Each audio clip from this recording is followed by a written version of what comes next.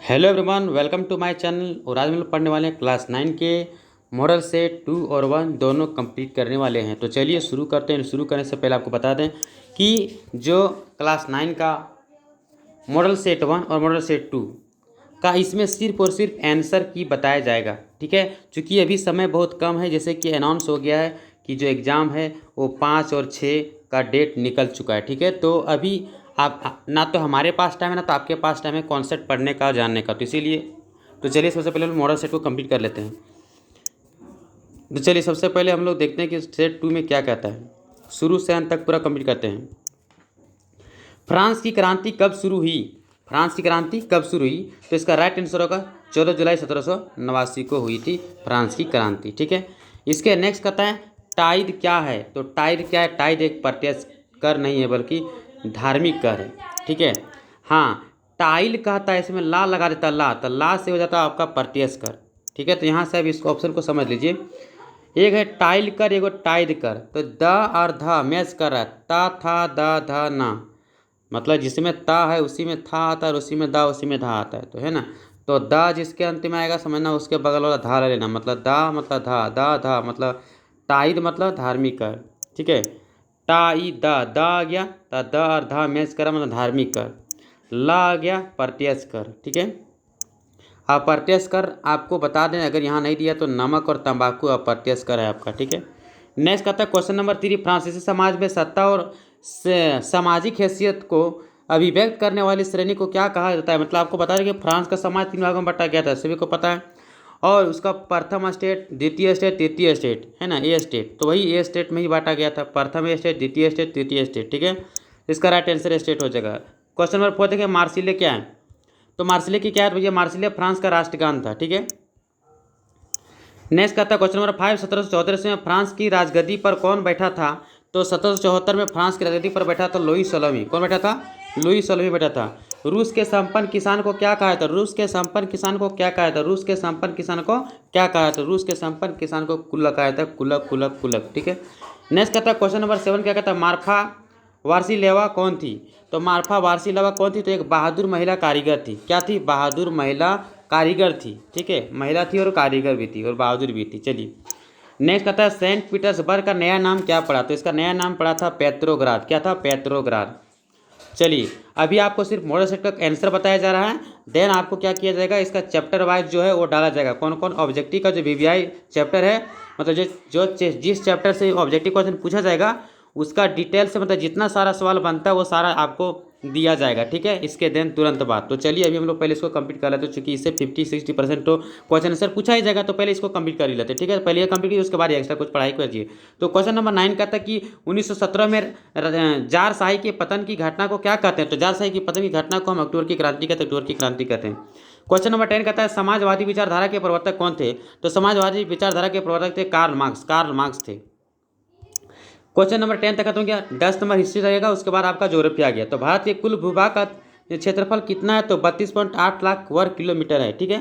यहाँ पर ध्यान देना 32.8 लाख वर्ग किलोमीटर है।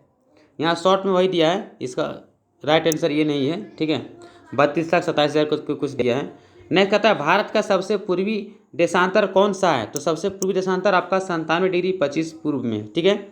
97 डिग्री आपका 97 डिग्री 25 ये हो गया, 25 पूर्व में हो गया।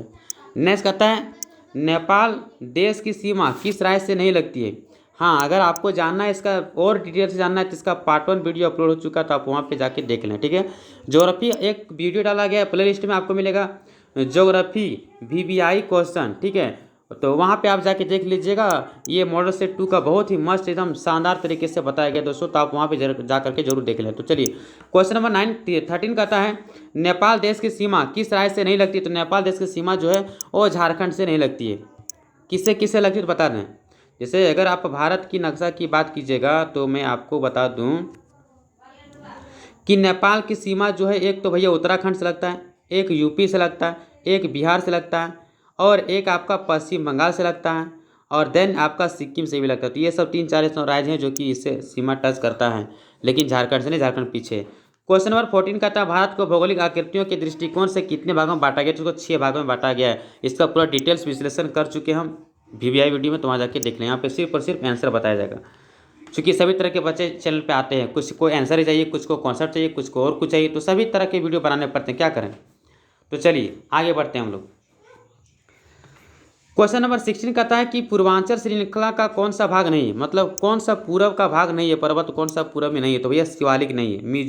मिजो पर्वत मिजोरम, जो कि मिजोरम पूरब में, नागा पर्वत नागालैंड, जो कि आपका पूरब में है, और पटकोई भी पूरब में है। चलिए नेक्स्ट कहता है क्वेश्चन नंबर 17 देखें तो एक स्थलीय भाग जो चारों ओर समुद्र से घिरा हो, अगर चारों ओर समुद्र से घिरा उसको द्वीप कहते हैं। मान लीजिए कोई स्थलीय भाग है, इसके चारों ओर पानी ही पानी, इसको कहेंगे क्या, मतलब द्वीप कहेंगे, द्वीप द्वीप। नेक्स्ट कहता है कि गंगा मैदान में वेदिका आकृति का भाग किस भाग में परिचित होती है। चलिए यहाँ पर कुछ हम डिटेल से लिख के रखे हैं। ओहो ये कहाँ चल गया मेरे पास, एक मिनट, ये हो गया आपका सेट 2, और यहाँ से हम यहाँ आ चुके थे। तो चलिए इसको थोड़ा सा कर लेते हैं छोटा, अब देख लेते हैं। देखिए ऑप्शन दिया था भैया बाबर, भांगर, खादर, तराई। अब इसका मतलब जाना, तो देखिए तराई का मतलब क्या होता है, दलदली क्षेत्र को निर्माण करती है, मतलब दलदली क्षेत्र को हम तराई कहते हैं। नदियाँ जो दलदल क्षेत्र का निर्माण करती है उसको तराई कहते हैं, ठीक है। अब तराई तो कन्फर्म हो गया। अब ज़रा आगे देखें। अब जैसे कि आपको पता होना चाहिए कि नदियाँ पर्वतों से उतरते समय शिवालिक की ढाल पर 8 से 10 किलोमीटर, 8 से 16 किलोमीटर की चौड़ी पट्टी में गुटिका का निक्षेपण करती है, इसे बाबर कहते हैं, जिसका बहुत डिटेल से डाला गया है वीडियो में, विश्लेषण वाले वीडियो में। तो वहाँ जाके देखें, यहाँ पे बस इतना ही शॉर्ट में आपको बताया जाएगा। बाढ़ वाले मैदानों में नए निक्षेपों को खादर कहते हैं, मतलब अगर बाढ़ आए, मतलब जैसे कि मैदान, बाढ़ के समय जो मैदान नदियाँ होती है वो नई नई मिट्टी धूल कण कुछ कुछ ला करके कहीं जमा करती है, उसी को हम क्या कहते हैं, खादर कहते हैं। नए निक्षेपों को खादर कहते हैं, ठीक है। और पुराने को जलोढ़ कहते हैं, बांगर कहते हैं। चलिए पुराना को बांगर कहते हैं, पुरानी मिट्टी को बांगर, नई मिट्टी को खादर। नेक्स्ट क्वेश्चन नंबर 19 क्या कहता है गंगा नदी का उद्गम स्थल कहाँ है। देखिए ये छोटे मोटे एग्जाम में कहा जाता है कि गंगा नदी का उद्गम स्थल कहाँ है। जनरली होता क्या ना कि गंगा नदी का उद्गम स्थल है नहीं, लेकिन लोग मानते हैं। तो चलिए जैसे कि मतलब बच्चों को पढ़ाया था ना, जब बच्चा छोटा होता है उसको कहता है कि भैया भवेल्स के 5 तौर होते ए ई आई ओ यू, और जब शुरू में ये आएगा तो उसमें एन लगा देना, ऐसा पढ़ाया जाता है। बट ऐसा नहीं है, ये कॉन्सेप्ट लॉजिक सही नहीं होता। तो बच्चों के लिए यही चीज़ पूछता है और यही पढ़ना है, चूँकि उसका दिमाग वहाँ तक नहीं जा सकता है ना, इसलिए। तो वही चीज़ यहाँ पर है, क्योंकि अगर आप यूपीएससी जेपीएससी लेवल का एग्जाम दे रहे हैं, थोड़ा सा बड़ा बड़ा कंपटीशन हाई लेवल का दीजिएगा, तो वहाँ पे गंगा नदी का उद्गम स्थल कहाँ, ये कभी नहीं पूछ सकता है, ठीक है। तो चलिए क्यों नहीं होगा, चूँकि आप उसके बारे में पढ़ा चुके हैं। कहता है लेकिन फिर भी यहाँ जैसे सवाल किया उसके बारे में उसी तरह से आपको जवाब भी देना है। तो इसका राइट आंसर होगा गंगोत्री, ठीक है। अब यहाँ पर बोलिए सर ये और जो सारा दे दिया उसका क्या करें। तो देखिए मानसरोवर तिब्बत में है, मानसरोवर कहाँ है, तिब्बत में। तो मानसरोवर का उद्गम स्थल तिब्बत में होगा, और नर्मदा नदी का अमरकंटक होगा, ठीक है। अगर पूछे अमरकंटक नर्मदा नदी का उद्गम स्थल है, मानसरोवर तिब्बत में है, गंगोत्री गोमुख, गंगोत्री या गोमुख गंगा नदी का उद्गम स्थल माना गया है। सप्तकोशी कहाँ है, तो कोसी नदी का उद्गम स्थल को सप्तकोशी माना जाता है। तो चारों का डिटेल्स करिए, इसमें से कोई भी पूछ सकता है। जरूरी नहीं कि एग्जाम में यही पूछे गंगा नदी का उद्गम स्थल पूछे, आपको ये भी पूछ सकता है भैया सप्तकोशी नदी का कोसी नदी का उद्गम स्थल कहाँ है, ये भी पूछ सकता है। और ये सप्तकोशी नदी, सप्तकोशी है कहाँ, तो नेपाल में, ये भी जानना जरूरी है। डल झील किस राज्य में, तो जम्मू कश्मीर में। नेक्स्ट कहता है गेहूं, चना, जौ आदि किस प्रकार की फसलें हैं, तो रबी फसल है, ठीक है। रबी फसल, खरीफ फसल आपको पता ही होना चाहिए, तो सिंपल बच्चों वाला खेल है। हरित क्रांति का मुख्य विशेषताएं क्या है, तो देखिए गेहूं तथा चावल की उत्पत्ति अप्रत्याशित वृद्धि। हरित क्रांति में क्या था, गेहूं और चावल पर अधिक उत्पादन पर जोर दिया गया था, ठीक है। आगे कहते हैं, आगे क्या कहते हैं, क्वेश्चन नंबर 23 देखें। कहता है बहुविध फसल प्रणाली किसे कहते हैं, बहुविध, बहुविध है ना, विध माने विधि। कहता है एक वर्ष में किसी भी भूमि पर एक से ज़्यादा फसल पैदा करना ही बहुविध फसल होता कहलाता है। मतलब अगर एक ही साल में एक खेत में एक से ज़्यादा बार फसल, एक से अधिक फसल अलग तरह तरह के उगा रहे हैं, तो वही तो है बहुविध फसल। नेक्स्ट कहता है अपनी आजीविका के लिए श्रवण ने एक डेयरी की दुकान खोली। श्रवण की यह क्रिया किस प्रकार की क्रिया है, मतलब आप दुकान खोल रहे हैं तो गैर कृषि क्रिया होगा, क्योंकि कृषि से रिलेटेड नहीं है। अगर किसी वस्तु का उत्पादन कीजिएगा तो आपका हो जाएगा क्या, मतलब कृषि। लेकिन यहाँ बोला डेयरी का दुकान खोला है, दुकान मतलब दुकान में मतलब उसको खरीद के लाएगा दुकान में बेचेगा, तो ये भैया गैर कृषि क्रिया है। कृषि का मतलब किसी वस्तु का उत्पादन करना, जो कि उत्पादन नहीं कर रहा, खरीद के बेच रहा है, दुकानदार है। HYV का तात्पर्य क्या है? HYV का तात्पर्य भैया अधिक उत्पादन करने वाले बीज, HIV है ना। तो HIV जो हम लोग हाइब्रिड वगैरह बोलते हैं ना, वो सब क्या अधिक उत्पादन करने वाला बीज होता है, हाइब्रिड बीज वो जो बोलते हैं हम लोग। नेक्स्ट यहाँ कॉन्सेप्ट लिखा है पर्सन बेरोजगारी क्या है? तो किसी भी काम में अगर 5 लोगों की आवश्यकता है और उसमें अगर 8 लोग होते हैं तो यह 3 एक्स्ट्रा होते हैं और इससे हटने से काम पर कोई प्रभाव नहीं पड़ता, ही तो पर्सन बेरोजगारी होता है। मतलब आवश्यकता से अधिक अगर लोग लगे हैं तो उसको पर्सन बेरोजगारी कहते हैं। क्वेश्चन पूछा भी गया है कि भैया निम्नलिखित में से कौन सा कारक जनसंख्या की गुणवत्ता को बढ़ाते हैं? तो जनसंख्या की गुणवत्ता को कौन बढ़ाते हैं? साक्षरता दर बढ़ाते हैं कि लोगों की स्वास्थ्य बढ़ाते हैं कि कौशल निर्माण? इनमें से सब होगा, ये सब चीज़ रहना चाहिए। क्वेश्चन नंबर 27 देखते हैं कि भारत सरकार की पहल पर सर्व शिक्षा अभियान का प्राथमिक उद्देश्य क्या था? इसका उद्देश्य था कि 6 से 14 वर्ष के बीच सभी बच्चों को शिक्षा देना अनिवार्य और ध्यान देना जरूरी भी है। 28 क्वेश्चन नंबर पढ़ें तो भैया कौन प्राथमिक क्षेत्र का एक उदाहरण है? तो कहता है पशुपालन प्राथमिक क्षेत्र का उदाहरण है। हाँ बोलिए सर बैंकिंग क्या है? तो सेवा क्षेत्र मतलब तृतीय क्षेत्र। हाँ ट्यूशन पढ़ाना भी तृतीय क्षेत्र चूँकि सेवा दे रहा है। कपड़ा बुनना, हाँ ये कपड़ा बुनना द्वितीय में आ सकता है लेकिन प्रथम तृतीय में नहीं होगा वो भी।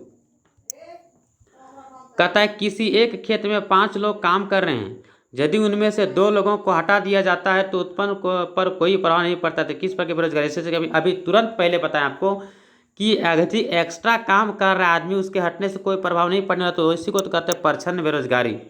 मौसमी बेरोजगारी का मतलब मौसम के अनुसार पर, जैसे किसान को सावन के महीने में खूब काम मिलता है लेकिन भादों में काम नहीं मिलता है, ठीक है।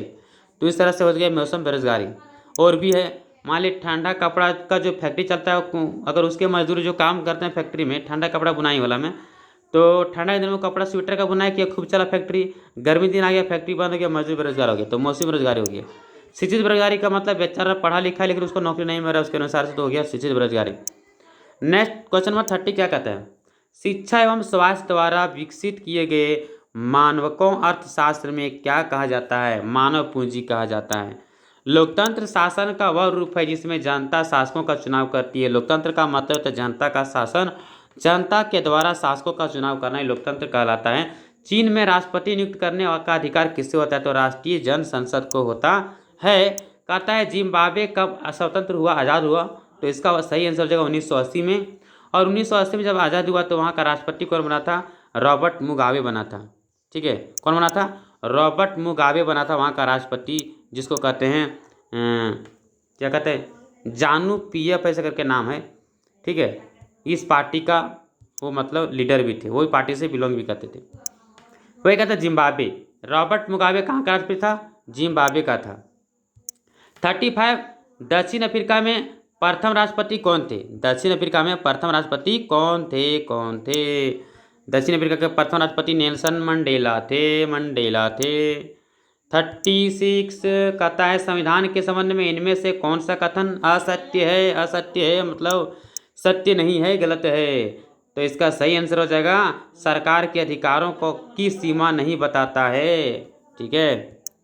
नेक्स्ट कहता है 37 भारतीय संविधान सभा के लिए कब चुनाव कराए गए थे?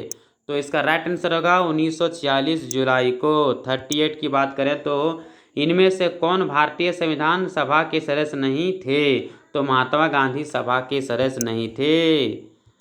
39 इनमें से भारतीय संविधान की बुनियादी मूल्य कौन नहीं है? असहिष्णुता नहीं है। 40 इनमें से कौन सुमेलित नहीं है? तो इंदिरा गांधी संविधान सभा के सदस्य नहीं थे, यही सुमेलित नहीं है, बाकी राइट आंसर है सब। मोतीलाल नेहरू 1928 में भारत का संविधान बनाया था। कहता राजेंद्र प्रसाद संविधान सभा के अध्यक्ष थे, BR अम्बेडकर प्रारूप कमेटी के अध्यक्ष थे, लेकिन इंदिरा गांधी संविधान सभा के अध्यक्ष सदस्य नहीं थे, यही सत्य है। तो भैया कैसा लगा हमारा वीडियो? अच्छा लगा तो कृपया इस वीडियो को अधिक से अधिक शेयर करें, और अगर हमारे चैनल पे नए हो तो वीडियो को सब्सक्राइब जरूर करें, ठीक है। और अगर आपको कोई मन में सवाल है तो भैया कमेंट करके जरूर हमें बताएं कि भैया हमारे पास ये सवाल है, और इस प्रकार से हमें बताइए, हमें याद हो जाएगा। या एक को सवाल याद नहीं हो रहा है, इसे फिर से समझाने की कोशिश कीजिए, तो ये सारे सवालों का जवाब आपको दिया जाएगा बिल्कुल फ्री में। इसके लिए आपको कुछ भी नहीं करना, सिंपल सा आपको कमेंट बॉक्स में जाना और कमेंट करके बता देना है कि सर ये हमारे पास बीमारी है, इसका इलाज कर दीजिए, तो सारा पॉसिबल हो जाएगा। तो मिलते हैं नेक्स्ट वीडियो, तब तक के लिए धन्यवाद।